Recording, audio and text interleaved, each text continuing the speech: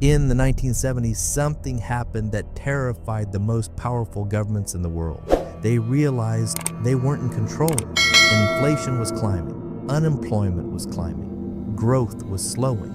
The economic playbook that had worked for decades suddenly stopped working. For years, policymakers believed they could manage the economy like a dashboard. Spend more, unemployment falls, cool demand, inflation drops. It felt scientific, predictable, controllable, and then it failed. Welcome to The Economic Historian, where money, power, and history collide, and the real story is always deeper than it looks. When the system began to crack, one economist wasn't surprised. His name was Milton Friedman. And whether you agree with him or not, the financial system Americans live in today still runs on ideas he helped install. But to understand why Friedman mattered, you have to understand the world he challenged. After the Great Depression, faith in free markets collapsed. Banks failed. Unemployment in the United States surged above 20%. Businesses disappeared overnight. The idea that markets would self-correct looked not just wrong, but dangerous. Into that crisis stepped John Maynard Keynes. Keynes argued something revolutionary. Markets can get stuck. Demand can collapse and stay collapsed. And when that happens, government spending isn't interference, it's rescue. After World War II, that idea became the foundation of Western economic policy. Government would manage demand. Central banks would support growth. Regulation would prevent another 1929. And for a while, it worked. The 1950s and 1960s were boom years in America. Wages rose, factories expanded, the middle class exploded in size, inflation was moderate, unemployment was relatively low. It felt like the system had finally been mastered. At the center of that confidence was something called the Phillips curve. It suggested a trade-off. Lower unemployment meant higher inflation. Higher unemployment meant lower inflation. The implication was intoxicating. Maybe policymakers could choose their preferred balance, accept slightly higher inflation and permanently enjoy lower unemployment. The economy became something to fine-tune, and fine-tuning makes you feel powerful. But Friedman saw a flaw. Friedman argued the trade-off was temporary. If the government tried to push unemployment lower by printing more money, people would adjust. Workers would expect inflation. Businesses would expect inflation.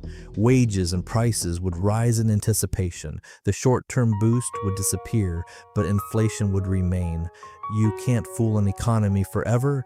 He introduced the idea of a natural rate of unemployment, determined by real forces like demographics and labor markets. Push below that rate with easy money, and you don't get permanent jobs. You get accelerating inflation. Then he said something that changed central banking forever. Inflation is always and everywhere a monetary phenomenon.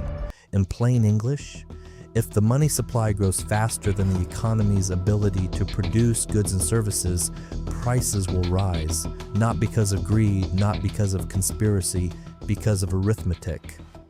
In the 1960s, this view was controversial. Then the 1970s hit. Oil prices exploded in 1973, then again in 1979. Energy costs surged across the economy. Inflation skyrocketed, but instead of unemployment falling, it rose. By 1980, U.S. inflation peaked above 13%. High inflation, high unemployment, low growth, stagflation. The old model said this wasn't supposed to happen, but it did. And suddenly, Friedman's warning didn't sound theoretical anymore. In 1979, Paul Volcker became chairman of the Federal Reserve.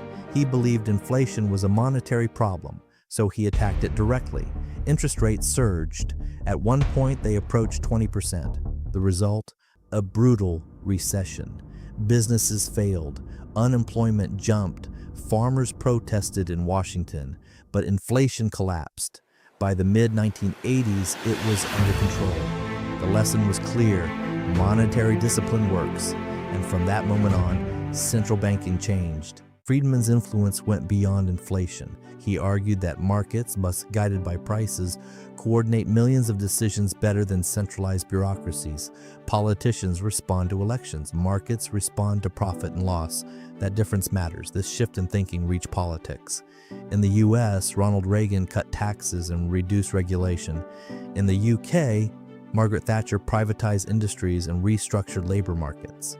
Markets were no longer seen as fragile. They were seen as capable.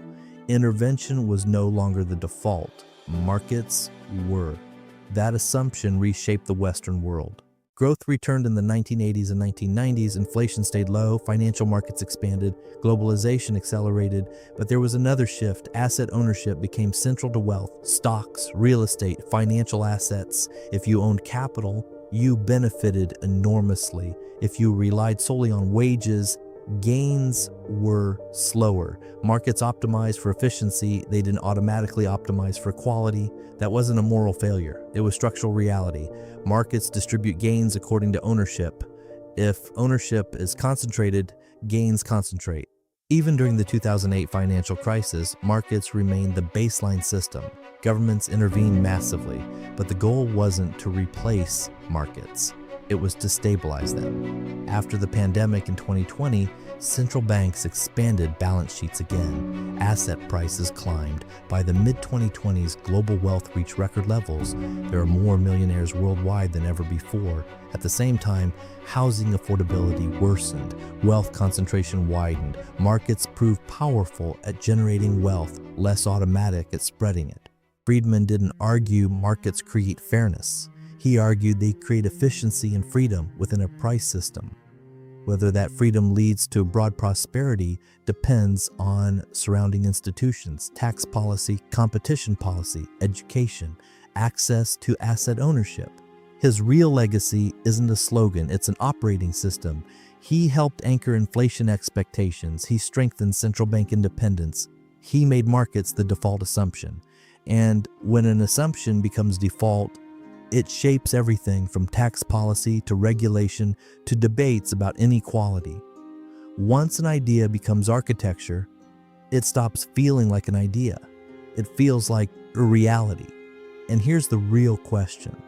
If markets are the baseline, who decides when they need correction? That debate isn't over. It's just evolving.